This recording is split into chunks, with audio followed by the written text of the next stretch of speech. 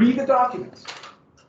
And when you go through your notes or space, jot down, underline and jot down material. And the big thing is you're thinking about, okay, what from this document can I paraphrase and use? What from this document relates to something I know that I could use to prove my thesis? Jot down a couple words or underline. You don't need much, just 1 or 2 words. But do that. Because if you don't, you'll forget. You might think, oh, I won't forget what's in document 1. But what's going to happen by the time you get to document 4, you've forgotten document 1. Why is it such a big deal? In a timed essay, if you got to go back and re-look at every document 3 or 4 times, and I see people do this, you go back and look over and over again, the clock is ticking, you run out of time. If you can get it down, all you do is quick glance, you know what you mean. So jot things down. So you're already kind of organizing it in your head as you read the documents. And relate it to things you know. Because you're not summarizing the documents. You're relating the documents to something you know that can prove the thesis. This first document, the Republican Party, it said, let's look at it. We deny the authority of Congress, of a territorial legislature, or any individuals to give legal existence to slavery in any territory of the United States. Okay, I know the way they wrote it, but what position? We know the word, what is it? What is the position this is laying out? Free soil, right?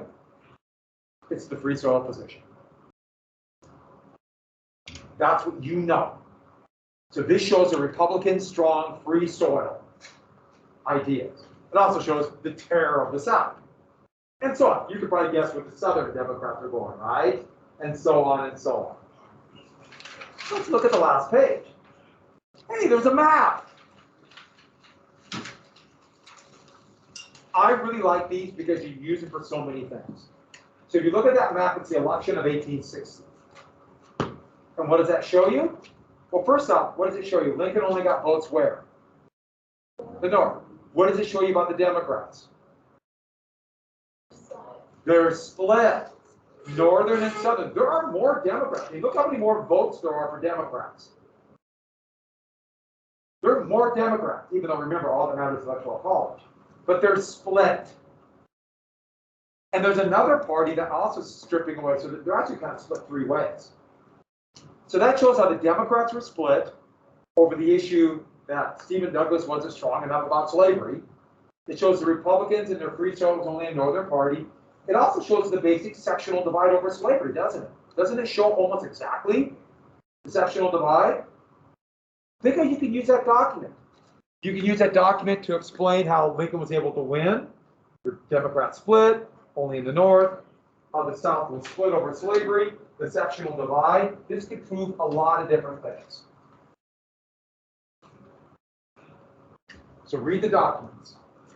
Then you write your thesis. You can have your thesis statement on that outline. So you can come in with it. Like we did the last one, I want good essays on this first one. But I'm grading it as a test, so you have to have information. I don't want you to summarize a document. I want to relate it to what you know and how it reinforces your thesis. Yes? So then we just assume that they know what the document means. Yeah, so assume I know, this is what you assume. Assume I know everything that's in the document, Okay.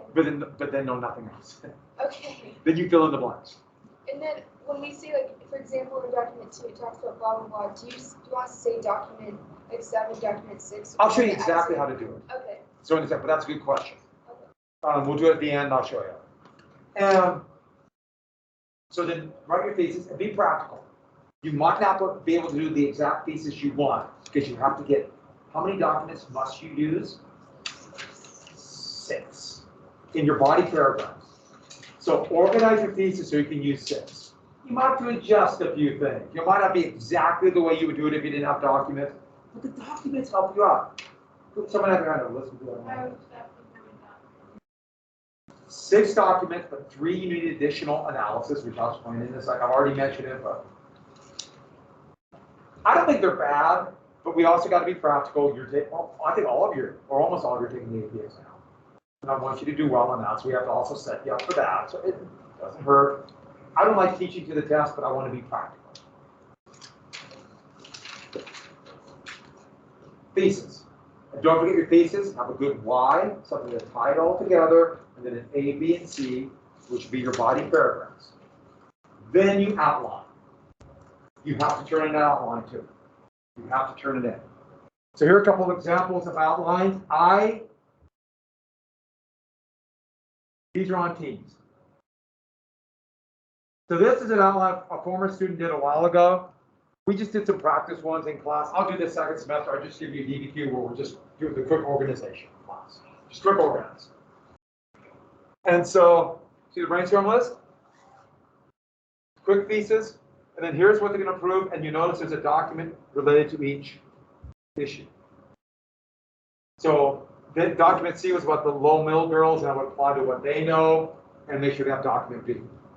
You notice the star, that's additional analysis. You must explain why that document was the way it is. The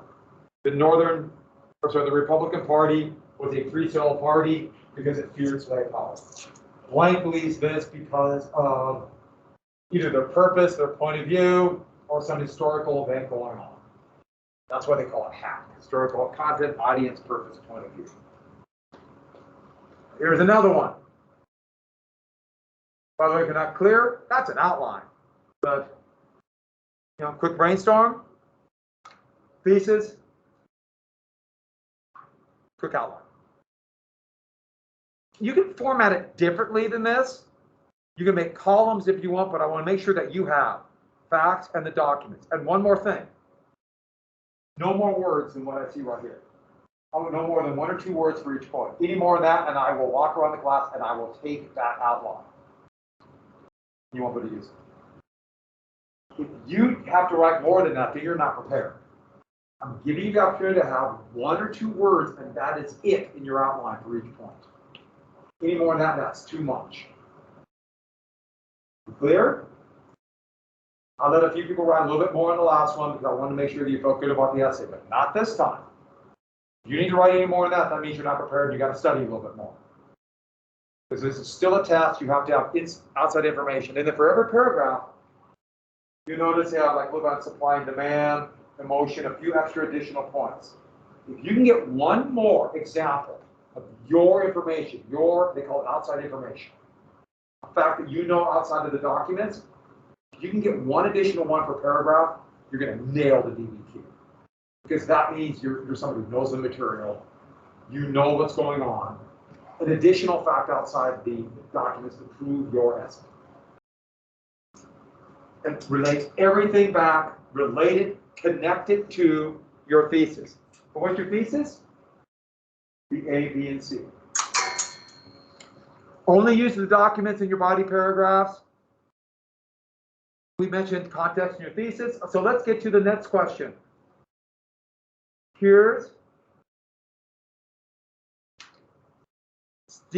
These are paragraphs. Now these are actually students' paragraphs they wrote on different DBQs. But I just want to give you what a paragraph looked like.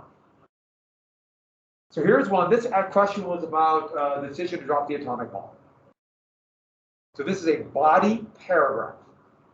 And so here we have topic sentence. This is about fear of Stalin. This is for outside information. This was not in the document, but talks about the hell of the Battle of Okinawa. So they're fearful of invasion. Really good example of outside information. And then here is the document. So, also, according to Air Force Commander General Hap Arnold, the previous air raids already destroyed Japan's industry and made it impossible for them to carry on the war. That is from document B. And you notice how she documents it? It's not in the sentence, it's at the end of the sentence. Everyone got that? Don't put it in the middle of the sentence, put it at the end. It's a little point, but boy, I would hate for you to get a grader in the AP exam with a real stickler for that. And that annoys them and they dock you points because you had a formatting problem. And what a terrible way to get these points. You got to be practical, put it at the end. It also strengthens it if you mention who wrote the document in front. You don't necessarily need this if you have this, but if you put that here, it makes it a much stronger point. You know, the Southern Democratic Party platform or the Republican platform, and then at the end, Doc B. These documents are numbered, aren't they? Yeah. So you just use the number. And then one more thing. Here's the second document she used. So this one, Admiral William Ley, the sea blockade. She uses 2 sentences here. You don't need to. And basically, both these documents say Japan was already destroyed. There was no need to drop the atomic bomb. They were ready to surrender. So this is the Chief of Staff of the U.S. Navy. So Commander of the U.S. Army Air Force at that time, U.S. Navy, and said Japan was prepared to surrender, Doc F. 2 examples. But then you notice one more example. You see the asterisks. So she put a little asterisk there to alert the reader, this is from giving the additional analysis. Put the asterisk so they don't miss it. So they don't miss it. And that is basically, they believe this because of fear of what could happen if dictators get these weapons. That's one of the reasons he feared it so much. If we use the atomic bomb when the war is already over, won't that encourage future people to use the atomic bomb like Hitler? Hitler's dead by then. But just imagine if it was a Hitler. Now, we kind of lucked out. True story. You don't know if you know this, but only the U.S. has used the atomic bomb. So we've lucked out. So far. Boy, was it close. Maybe I'll tell you about 1979. Literally 3 minutes from all out Armageddon. I was asleep. I didn't know. You wouldn't have to worry about the AP exam. Anything else? Any other questions? There are 3 examples of this. So that's a paragraph. You know, it's outside information. There's another one. And there's 2 more. This one's about the events leading up to the Revolutionary War. Just 3 sample paragraphs. Closing, maybe a little more context, restate it, go from there. Now, here's the thing about DBQ. Make sure you cite the documents. Make sure you cite them at the end of the sentence. Make sure you get context. Try to connect your paragraphs. But the big thing is, don't make a big deal out of documents. I know it's more work. I understand that. Focus on the fact that the documents are giving you hints. They're helping you. They're reminding you. So they're making the essay a little bit easier in a way. You got to do a little more work, but it's kind of directing you. These documents, and I actually chose them, I put them together, kind of pushes you, not in a way to think, but pushes you in a way to organize.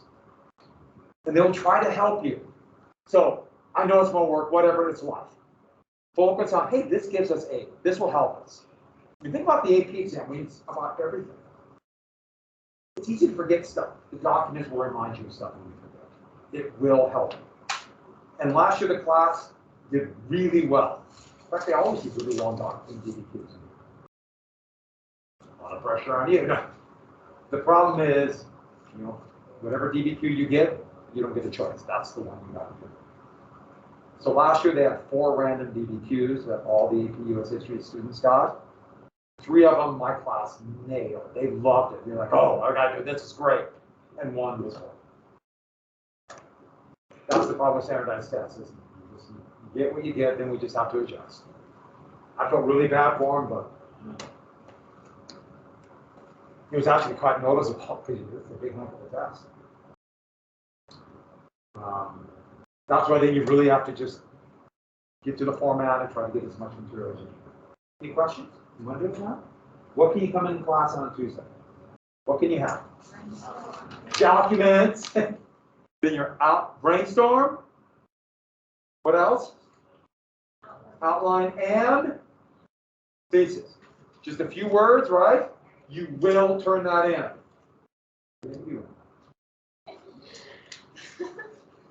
Thank you for learning that. And no questions?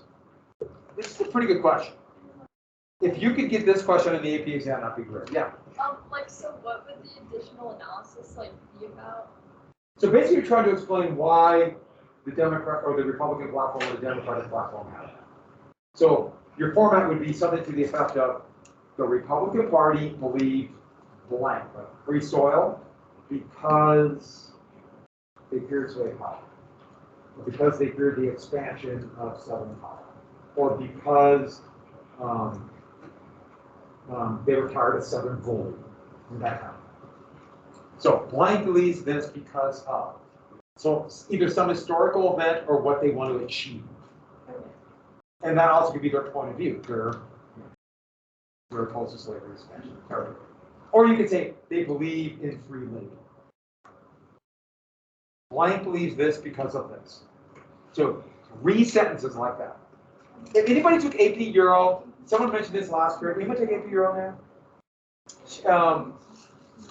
And I know she said this. Is this we'll do this too. You do 7 documents. We'll worry about that later on. Let's just get 6 now, and then we'll talk about getting 1 more to kind of hedge your bets. That's really good advice, and we'll talk about that in the last lesson.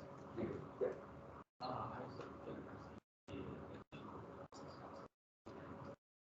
No, that just has to be right after the document.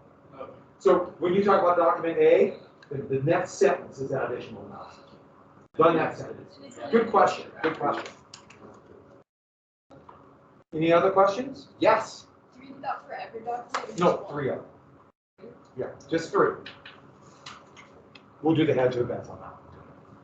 Yeah. For the other thing that you don't need it for, just say like for the following colony, they need free soda because they believe everybody is equal. Well, they didn't believe everyone was equal, but Or like something like that. Yeah. Well, you want to connect it directly to your thesis. So if your thesis is about, if your thesis is about, let's say, the Kansas, Nebraska, or that paragraph is about that, you just show how that document connects to that paragraph. So if your document is about the free soil and northern ideology, then you say the Republican Party follows the northern ideology. And then you would say, if you want to use the additional analysis, they believe the free soil because of the fear of slave power. Yes. Yes, please be on a different sheet. That way you can have it out separately. I even let you use paper with lines again. You can use line paper. Any other questions? Any? So you have time. Please have your packets. Remember, watch that video of the cause part 2 tomorrow. And then on Monday, if you have any questions about this, I can answer them then, about what the documents mean. Yeah. No, pen or pencil. But it's a lot. Second semester, everything will be in there. It's the AP exam asking in there.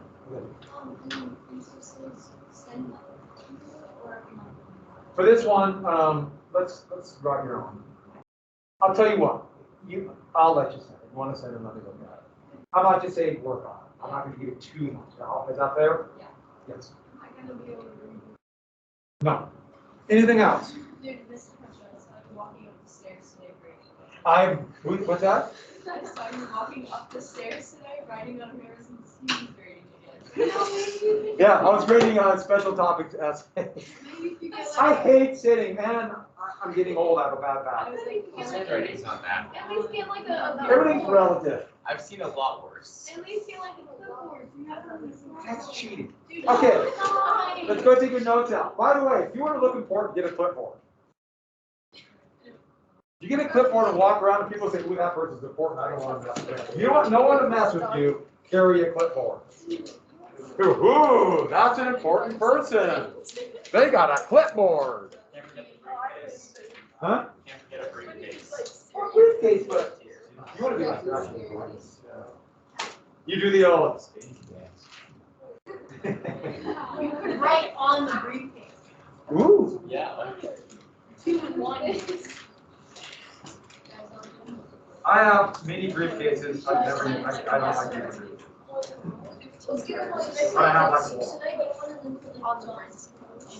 Yes. Can you have more than 15 terms on the brainstorm? Oh, sure, as many as you want, but at least 15. It really does help. It's one of those things. It also makes the documents easier to read.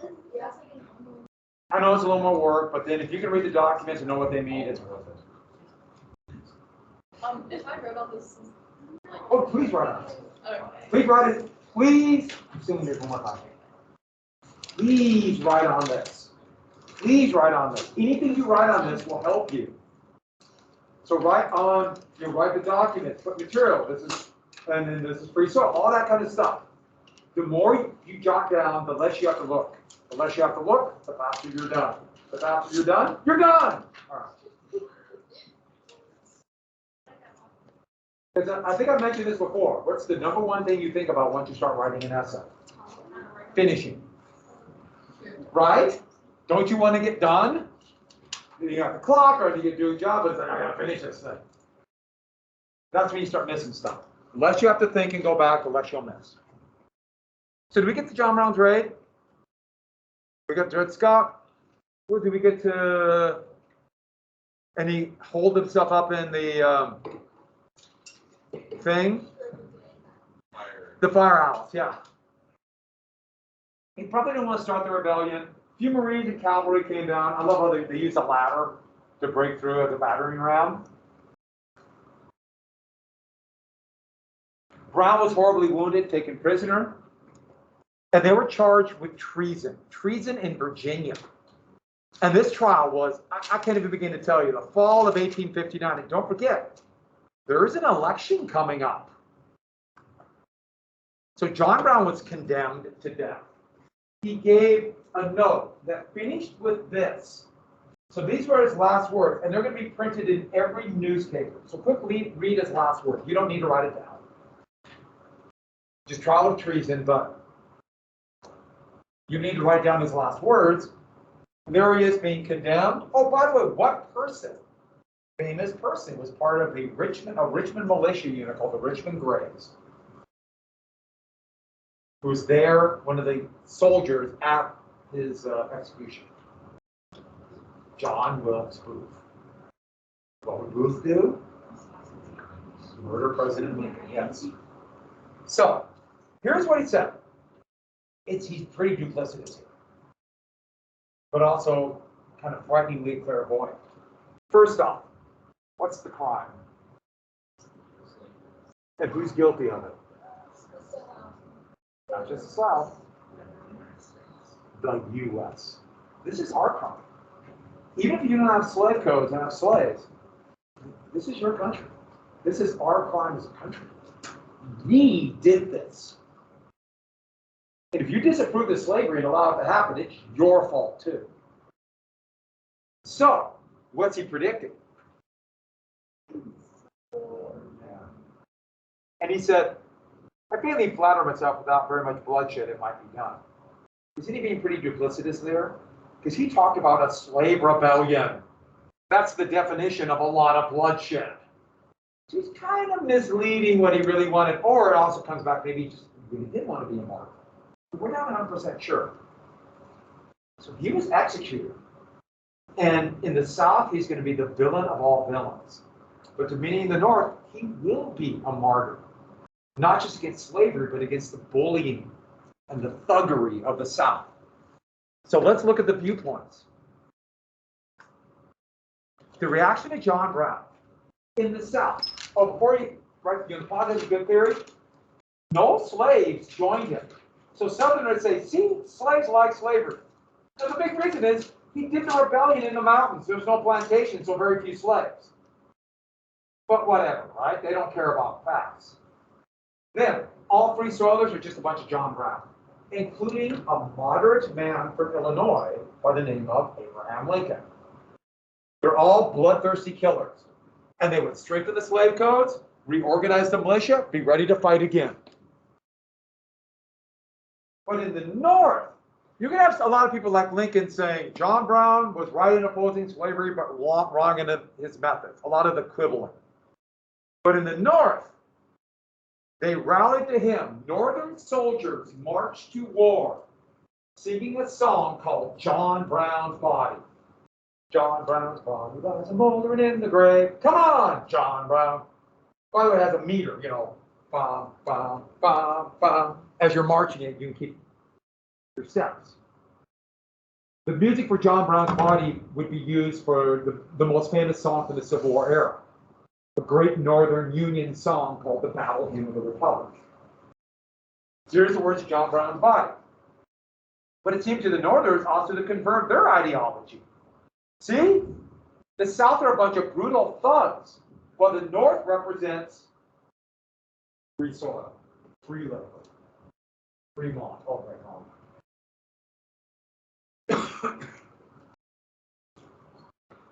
So shouldn't we have an election? It's pretty amazing how things timed out. You know, Kansas, Nebraska, bleeding Kansas, Dred Scott, Lincoln, Douglas, panic, and then John Brown, and then election. The Democrats had their convention in Maryland, and Southern Democrats not walked out.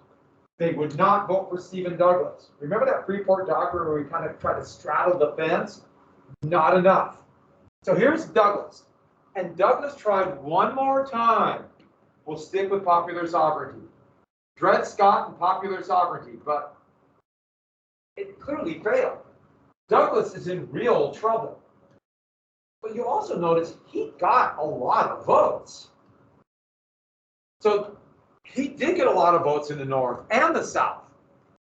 Southern Democrats met in Charleston, South Carolina, of course, and they nominated this man.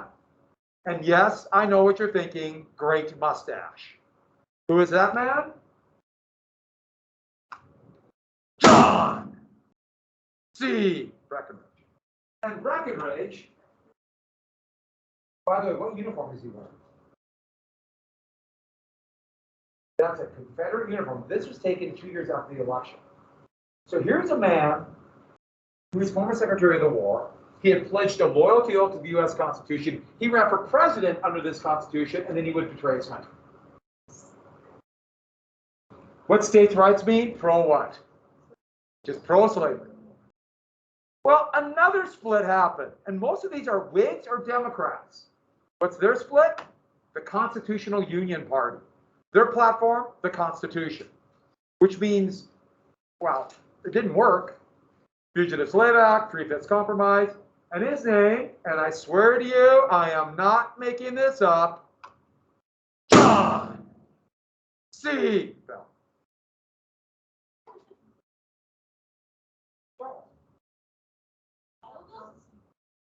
Charles.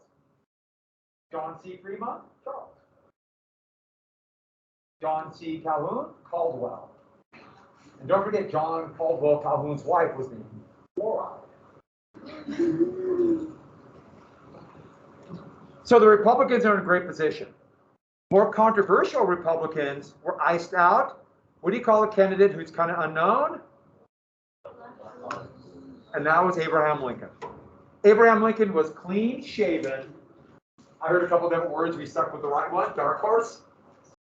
Abraham Lincoln was clean shaven. And yes, after he was elected, this is a true story. A 13-year-old girl wrote him a letter saying, "You would look better with a beard." So he grew a beard. But this was the great era of facial hair coming up.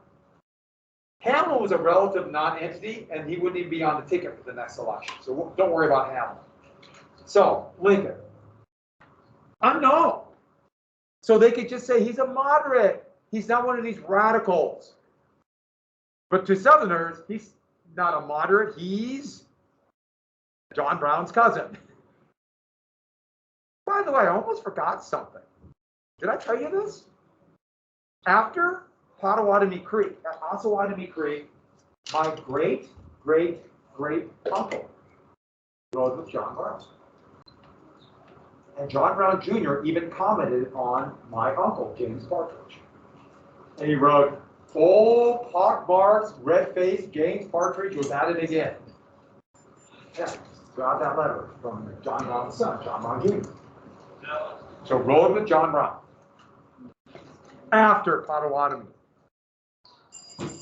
I don't know if he would have been there. Tomorrow we'll finish. So we have two more things to finish up. Watch the video, right? Everyone go out of the video, the class. Anyone going to be gone tomorrow? Good. So the class. That's cool. Are you thinking what I'm thinking?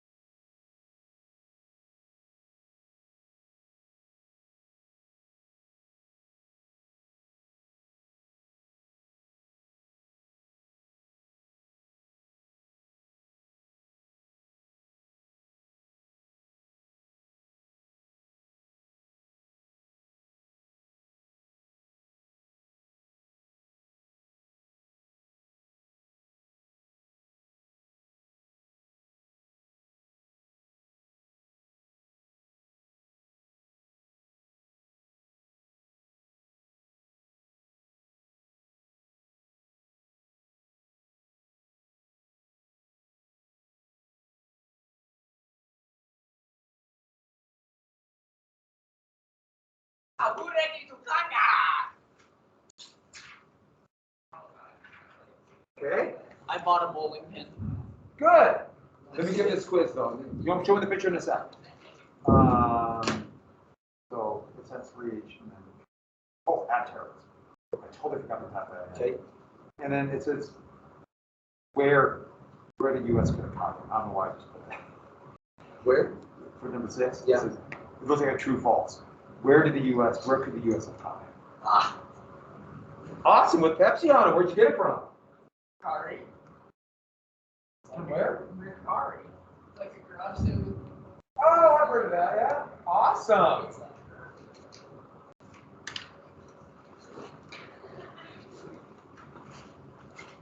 Don't know. you don't? He just came in and said that he bought A nice kid. Huh? Kind of funny.